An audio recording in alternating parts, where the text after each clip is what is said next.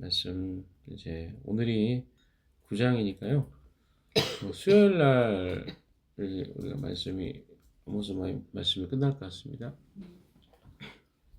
근데 이제 내일은 제가 이렇게 하나복에 있는 개척교회 목사님들 모임에 가서 1박 2일로 갔다 오기 때문에 내일은 하루 좀 쉬겠습니다. 일단.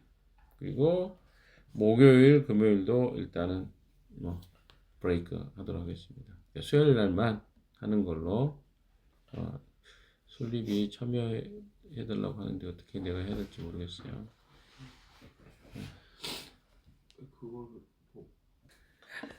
자, 수요일 날까지 하고요. 목금 쉬도록 하겠습니다. 그리고 다음 주 월요일부터 다시 또 새로운 본문 오바댜가 되지 않을까 싶습니다. 우리가 소선지서 계속 하기로 했으니까 그 부분 일단은 하는 데까지 가도록 하겠습니다. 너무 힘들어서 다른 데 갔다 오고 싶으면 그때 하도록 하고 일단은 소선지서 쭉 한번 가보도록 하겠습니다. 계속 심판만 나오면 좀 그러기도 해서 고민이 되긴 하는데 그 부분은 좀 여러분의 의견도 좀 들으면서 진행하도록 하겠습니다. 오늘 말씀을 일단 같이 또 보도록 하겠는데요. 1절 같이 읽어볼까요? 자, 시작. 내가 보니 주님께서 제단 곁에 서 계신다. 주님께서 말씀하신다. 성전기둥 머리들을 쳐서 문턱들이 흔들리게 하여라. 기둥들이 부서져 내려서 모든 사람들의 머리를 치게 하여라. 거기에서 살아남은 자들은 내가 칼로 죽이겠다. 그들 가운데서 아무도 도망할 수 없고 아무도 도피할 수 없을 것이다. 자, 심판에 관한 이야기를 쭉 계속 하고 있는데요. 5번째 환상입니다. 이 성전의 붕괴죠.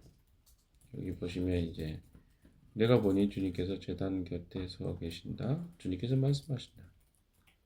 단 곁에 서서 천사를 시켜서 성전 기둥 머리를 쳐서 성전의 기둥 그렇죠? 위쪽을 쳐가지고 어때요? 그 성전이 쏟아져 내리는 것을 이야기합니다. 문턱들이 흔들리게 하고 기둥들이 부서져 내려서 모든 사람의 머리를 치게 하여라. 이건 뭡니까?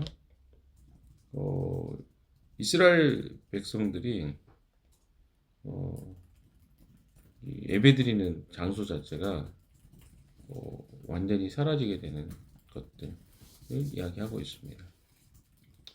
근데 왜 그들을 심판하실까? 특별히 하나님 예배하는 성전을 쳐서 회개하지 않는 자들에 대한 이야기입니다. 우리 신약에도 그런 내용 많이 나오죠. 요한계시록 2장에도 보면 교회가 회개하지 않으면 주님께서 촛대를 그 자리에서 옮겨버리시겠다고 말씀하셨습니다. 그래서 내가 하나님 믿는다는 것으로만 자랑하는 것은 좀 분명히 아닌 것 같습니다.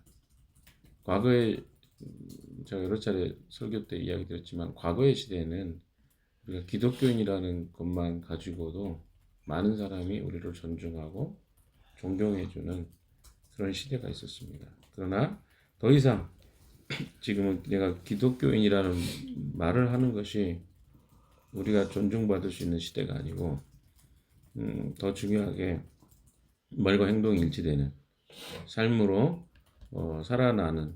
가는 사람, 특별히 여기서 이야기하는 것은 하나님께 돌이키는 사람들에 대해서 하나님은 진짜 그리스도인이라고 생각하시는 것 같습니다. 그렇지 않으면 여기서도 보시는 것처럼 이 성전에서 예배드리러 나오는 자들이 다 거기에서 어때요? 죽임을 당하는 거죠.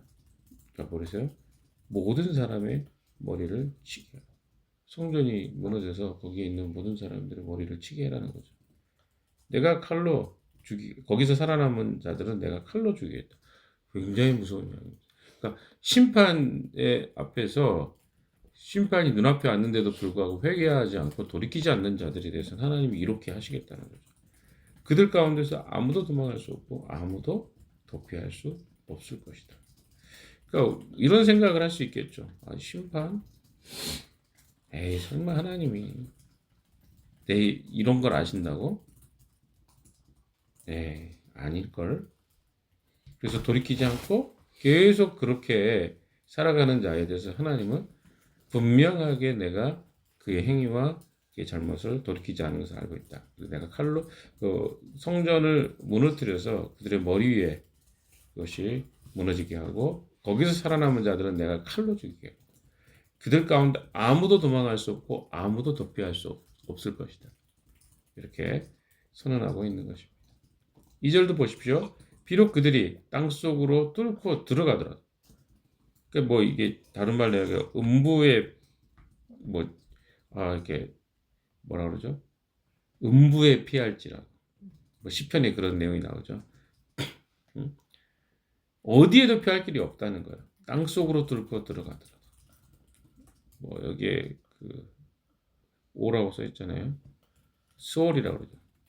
수월은 지옥 아니면 뭐 음부라고도 표현하죠. 깊은 곳에 하나님이 없는 곳에 숨는다 하더라도 하나님이 그 땅으로 뚫고 들어가서 그들을 찾아낼 것이고 거기서 내가 그들을 붙잡아 올리고 비록 그들이 하늘로 올라가더라도 거기에서 내가 그들을 끌어냅니다. 하늘이든 깊은 땅속 깊은 곳이든 어느 곳도 피할 길이 없을 것이다. 3절에 보십시오. 비록 그들이 갈멜산 꼭대기에 숨더라도 거기에서 내가 그들을 찾아 붙잡아. 갈멜산이 왜 나왔을까요? 갈멜산은 이스라엘 사람들이 생각할 때 가장 깊은 산이라고 생각하는 것이죠. 그래서 그 장소를 언급하고 있는 것입니다. 거기에 숨으면 하나님 우리를 못 찾을 거야. 그래서 숨으러 올라갔는데 거기서도 내가 그들을 찾아 붙잡아. 비록 그들이 내 눈을 피하여 바다 밑바닥에 숨더라도 거기에서 내가 바다 괴물을 시켜 그들을 물어 죽이게 하겠다. 피할 길이 있다 없다? 없다. 여기 보시면 이제 바다 괴물이라고 표현했는데 여러분 잘 아시는 요나 이야기 너무 잘 알잖아요. 그렇죠? 요나는 하나님의 낯을 피하여 다시스로 가는 배를 탔죠. 스페인으로 가는 배를 탔습니다. 니느웨로 가야 될 사람이 다시스로 갔죠. 근데 하나님이 어땠습니까? 그 배를 추적하십니다. 그리고 그가 견딜 수 없게 하시고 요나가 도망갔던 그 배를 추적하셔서 물고기의 뱃속에 들어가 3일 동안의 그 고통스러운 시간을 통해서 그를 굴복시키는 이야기가 요나 이야기 아닙니까? 이게 바로 하나님이 하나님 백성들의 돌이키지 않음에 대해서 어떤 태도를 갖고 계시는지 그러니까 이길 수가 없어요. 하나님은. 그러면 하나님 백성이 해야 될 태도는 뭡니까? 돌이킴이죠. 근데 여기서 우리가 이제 그러면 이렇게 생각해 볼 수 있겠죠. 아, 돌이킨다는 게 이렇게 어려운 거구나. 이런 생각이 나와야 돼요. 아, 하나님이 생각해 보세요. 뭐 성전을 헐어서 거기에 돌에 맞아 죽는 사람이라고 안 그러면 칼을 쳐서 죽이게 하고 거기 살아남은 자가 없고 근데 생각해 보세요. 음부에 들어가고 하늘에 올라가서 숨을 정도로 생각했으면 바다를 막 도망갈 정도 생각했으면 돌이키는 것이 더 쉬울 것 같은데 돌이키는 것보다 뭐가 더 쉬워요? 도망가는 게 더 쉽다는 거예요. 이렇게 인간의 죄악이 우리를 쉽게 돌이키게 하지 못하는 거예요. 4절에 보시죠. 비록 그들이 적군에게 사로잡혀 끌려가더라도 거기에서 내가 그들을 칼에 찔러 죽게 하겠다. 그들이 복을 받지 못하고 재앙을 만나도록 내가 그들을 지켜보겠다. 야, 이건 진짜 우리가 아무리 벗어나 보려고 하라 그래도 벗어날 수 없다. 하나님 그렇게 선언해 버린 거예요. 적군에게 사로잡혀 갔는데 거기 가서라도 내가 그들을 칼에 찔러 죽게 하겠다. 이런 내용만 보면 굉장히 무섭죠. 야, 이건 지독한 사랑이다. 무섭다. 생각할 수 있는데 근데 내용을 한번 들여다보세요. 하나님 그 백성을 선택하신 그 백성을 절대 잊지 않으시는 거예요. 그때 하나님과 관계가 끊어진 것을 굉장히 하나님 고통스러워하시고 그것에 대해서 반드시 그들에게 그 영역에 대해서 교제가 끊어진 것에 대해서 책임을 물으시겠다. 5절 보십시오. 같이 읽어봅시다. 시작. 주 만군의 하나님이 땅에 손을 대시며 땅이 녹아내리고 그 땅의 모든 주민이 통곡하며 온 땅이 강물처럼 솟아오르다가 이집트의 강물처럼 가라앉는다. 예, 이스라엘에 대한 심판을 행하실 분이 어떤 분이신지를 보여주고 있는 거죠. 아모스는요, 하나님이 천지의 그렇죠? 천지지변을 통치하시고 다스리시고, 그렇죠? 그래서 땅이 녹는데요. 손을 대시면 하나님은 말씀으로 천지를 창조하셨던 분인데 하나님 손을 대시면 땅이 녹을 수 있죠. 땅이 흔들리는 거 다 하나님의 손 안에 있는 거 아닙니까? 강물이 막 솟아오르고 요즘에 뭐라 그러죠? 그 쓰나미 같은 갈라지고 쏟아지고 하는 거 다 하나님의 손에 있지 않습니까? 우리가 심판에 대해서 그렇게 깊이 생각하지 않아서 그렇지, 이 창세기 5장의 노아 홍수 같은 경우는 온 궁창의 물들이 다 쏟아졌다 그랬죠. 이 땅에 있는 아무리 높은 곳에도 물이 하늘과 땅으로부터 솟아와서 다 물이 가득 차버렸다고 이야기하지 않습니까? 그 심판이거든요. 그러니까 우리가 하나님의 손에서 벗어날 길은 없다. 이걸 지금 계속 이야기하고 계십니다. 6절도 읽어봅시다. 같이 시작. 하늘의 높은 궁전을 지으시고 땅 위에 푸른 하늘을 펼치시며 바닷물을 불러올려서 땅 위에 쏟으신다. 그분의 이름은 주님이시다. 6절의 이야기는 좀 시적 표현이죠. 하늘의 높은 궁전을 지으시고, 하늘의 높은 궁전은 무엇입니까? 구름으로 이제 뭐랄까요, 층층이 있는 그 구름이 여러 층이 있잖아요. 그 구름을 높이 이렇게 하나님이 세우셔서 거기서 어때요? 구름에서 비를 내리시기도 하고, 그걸 그렇죠? 쏟아 붓기도 하고, 여기 보면 땅 위에 푸른 하늘을 펼치시며 바닷물을 불러올려서 땅 위에 쏟아 부으신다, 이렇게 이야기해요. 그러니까 하나님의 그 놀라우신 힘과 그 권위, 능력 이런 것들을 좀 이렇게 이야기하고 있습니다.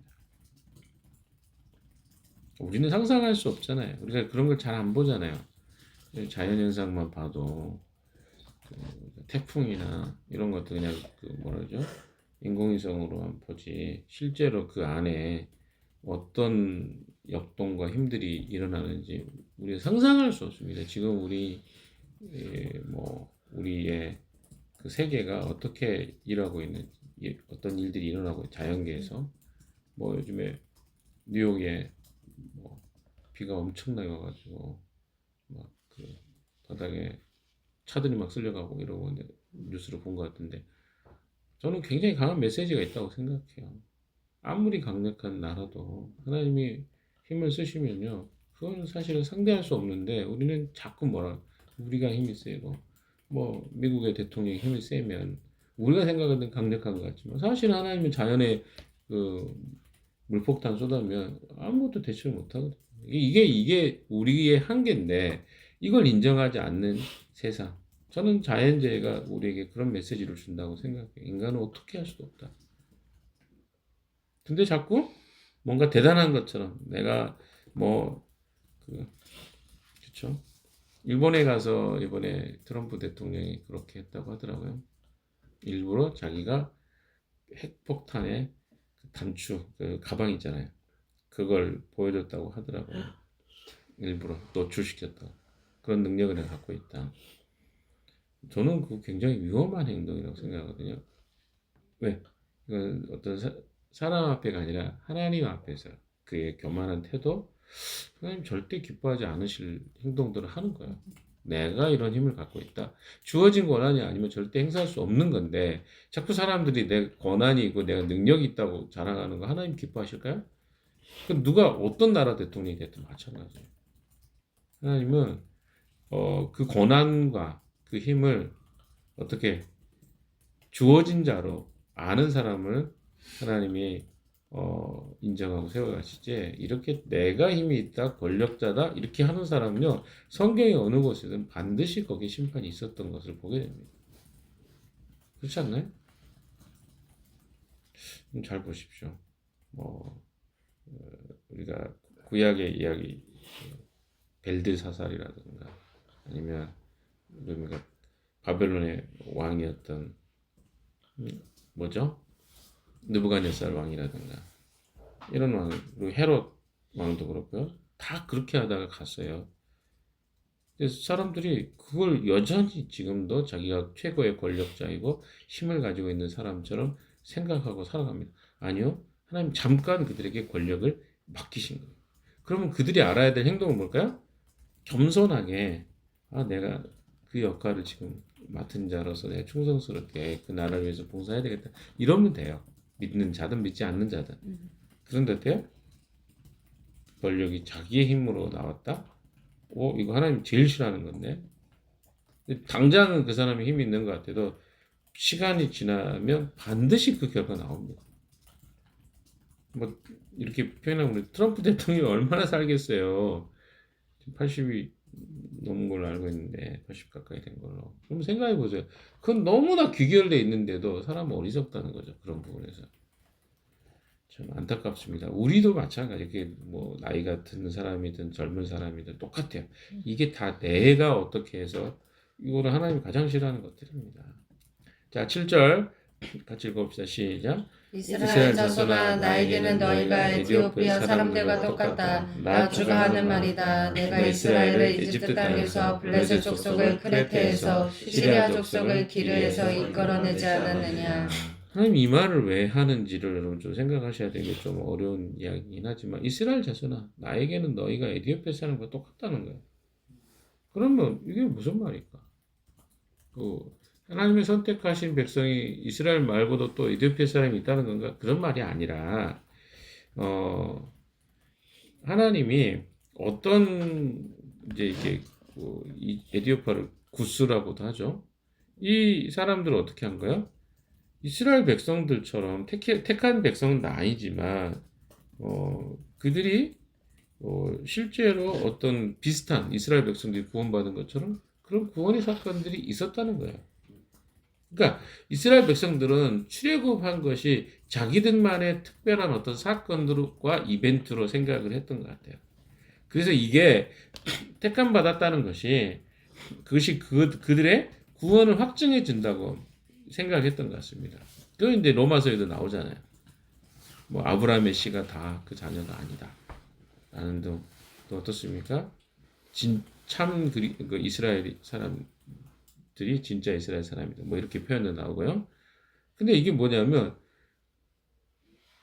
에디오피아도 그랬고요. 그 다음에 또 누굽니까? 블레셋 족속도 요거는 이제 그 신명기에 나오는 이야기거든요. 신명기 2장 23절이면 크레테 사람들이 그 크레테라고 하는 그 지역에서 이 사람들이 나와가지고 이 블레셋 지역에 가사인가요? 이 지역에 거주하게 됩니다. 한번 찾아볼까요? 그 말씀이 있는 거니까. 한번 신명기 2장 23절 누가 한번 여기서 읽어주세요. 이것은 또 크레테에서 온 크레테 사람이 가사 지역에 살던 아위 사람을 쳐 부수고 그들의 뒤를 이어서 그곳에서 산 것과 마찬가지이다. 예, 그러니까 원래 거주민이 아닌데 크레테에 있던 사람들을 어디로 건져내 가지고 이 블레셋 땅에 살게 하셨다. 그런 경우도 있다.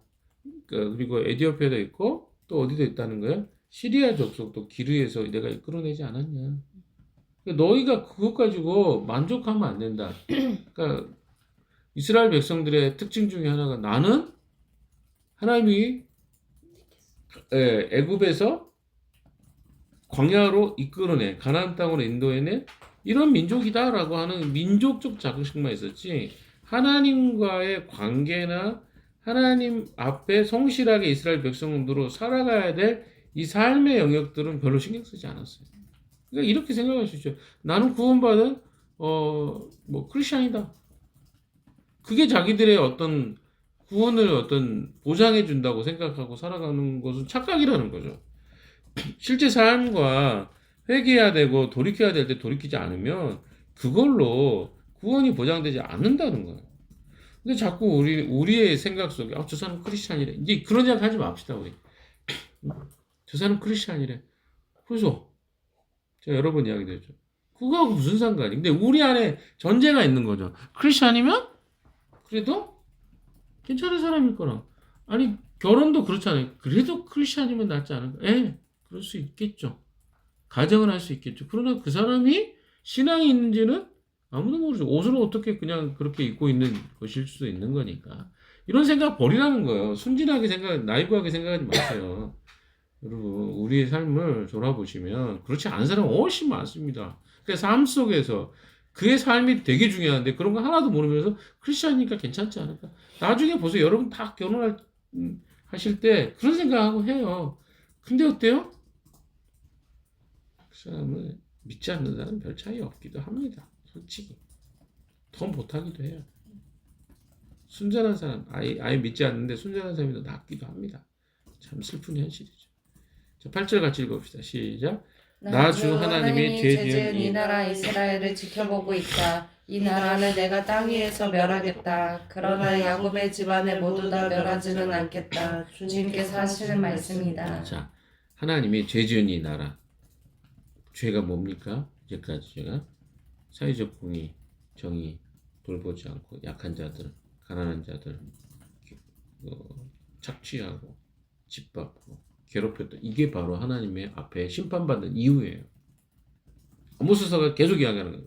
그러니까 사회 정의가 우리하고 아무 상관이 없는 것 같지만 그것이 하나님이 이 사회 안에 그리스도인으로 살아갈 때 굉장히 중요하게 여기시는 하나의 그 바로미터 같은 것이 사회적 정의, 우리 삶의 도덕적 태도거든요. 근데 그게 무너져 버리면 우리 심판받는 거예요. 근데 거기서 돌이키지 않으면 하나님 어떻게 생각해? 이 죄 지은 나라 내가 지켜보고 있다. 무섭잖아요. 하나님 지켜보고 계시대요. 너의 삶을 내가 지켜보고 있다. 근데 돌이키지 않으면 내가 이 땅에서 멸하겠다. 그러나 야곱의 집안을 모두 다 멸하지는 않겠다. 야곱의 집안은 뭡니까? 이스라엘을 이야기합니다. 왜 그럴까요? 돌이키고 회개하는 자들에 대해서는 하나님은 한없이 사랑과 용서와 사랑해줘. 근데 우리는 이렇게 알면서도 회개하지 않아요. 돌이키지 않아요. 이게 무서운 일이에요. 그러니까 하나님의 심판은요, 회개치 않는 자들을 향한 거지, 어떤 상황 속에서 회개하면 다 용서해. 이게 하나님의 그 성품이고 특성이라요. 더 이상 하나님 앞에 변명할 여지가 없게 하시는 거죠. 내가 너에게 충분한 기회를 줬다. 이런 일이 있었지 않냐? 어떻게 했냐? 끝까지 돌이키지 않는다? 그럼 심판. 그게 하나님의 일관된 메시지입니다. 이게 특별하게 이스라엘 백성들만 이야기하는 게 아니라 하나님의 사람들뿐만 아니라 믿지 않는 자들에게 기회를 주셔요. 돌이키지 않으면 심판이 있다는 신약의 메시지와 똑같잖아요. 특별한 게 아니에요. 자, 9절 10절 읽겠습니다. 시작. 똑똑히 들어라. 내가 이제 명령을 내린다. 곡식을 채질하여서 돌멩이를 하나도 남김없이 골라내듯이 세계 만민 가운데서 이스라엘 집안을 채질하겠다. 나의 백성 가운데서 재앙이 우리에게 덮치지도 않고 가까이 오지도 않는다고 말하는 죄인은 모두 칼에 죽을 것이다. 자, 여러분, 하나님은요 우리에게 똑똑히 들으라고 아모스를 통해 이야기합니다. 마지막 명령이기도 하죠. 아모스의 모든 심판이 여기서 끝나요. 곡식을 채질하는 거 알죠? 채질하듯이. 그래서 어때요? 돌멩이는 다 골라내듯이. 세계 만민 가운데 이스라엘 집안을 채질하는. 하나님 백성에 대해서 하나님 특별한 관심을 가지고, 이거 심판이라고 생각해서 관심이에요. 기억합니다. 그래서 나의 백성 가운데 재앙이 우리에게 덮치지도 않고 가까이 오지도 않는다고 말하는 죄인은 모두 칼에 찔려 죽을 것이다. 그러니까 하나님을 떠나서 범죄하면서 돌이키지 않는 자들에 대해서는 하나님은 다 기억하고 그들에 대한 명확한 심판을 하시겠다. 하나님은 결론입니다. 이스라엘 백성들은 하나님의 백성이었어요. 그러면 하나님의 백성은 특권이 있죠. 그 하나님의 사랑을 받을 수 있는, 교제할 수 있는 특권, 또 하나님 나라를 상속받을 수 있는 특권. 그런데 하나님이 아닌 다른 존재와 다른 신을 쫓는 그 하나님 백성이라고 일컬어지는 사람에게 어떤 특권이 있겠습니까? 심판의 특권이 있겠죠. 그것이 특권이라고 한다. 그래서 우리 그리스도인은요, 하나님의 축복을 누리는 자가 될 수도 있고, 또 어떻습니까? 반대로 하나님의 심판의 대상이 될 수도 있습니다. 근데 우리는 너무 그 경계선을 왔다 갔다 하는 것 같아요. 우리 하나님 잘 믿는 것 같기도 하지만 어떨 때는 너무나도 쉽게 하나님 앞에서 극단적으로 하나님 다 필요 없습니다. 그냥 내가 내 마음대로 살게요. 어느 날은 너무 신앙이 있는 것 같은데 어느 날은 밑바닥을 치는 게 우리 인생입니다. 여러분 어떻습니까? 그 뒤집어지는 순간에요. 그렇게 우리가 그 고백했던 것들이 다 헛것이 되어버릴 수 있어요. 여러분 내 입이 내 삶이 이 하나님을 부인하지 않고 부정하지 않는 삶을 살아가게 해달라고 기도하셔야 돼요. 왜? 너무나 쉽게 우리는 우리가 알잖아요. 감정적인 것들이 우리 역동하면 우리는 다 포기해버리고 요나처럼 나를 죽여주십시오 하는 경우 많습니다. 물론 죽을 것 같아요 라고 하는 거는 괜찮아요. 근데 죽고 싶습니다 하는 건 또 다르죠. 그러잖아요. 전혀 다른 이야기입니다. 오늘도 여러분의 신앙의 삶에요. 이게 축복인데 축복이 저주가 되는 건 간단합니다. 하나님과 등 돌리고 살면 돼요. 내가 힘들 때는 하나님과 등 돌렸을 때예요. 내가 하나님과 마주 보잖아요. 그게 축복이에요. 이게 되게 간단한 원리인데 이게 어렵습니다. 오늘도 여러분은 하나님과 등 돌리지 말고 하나님과 얼굴을 마주하는 하루 되시기를 주님의 이름으로 축원합니다. 기도하겠습니다.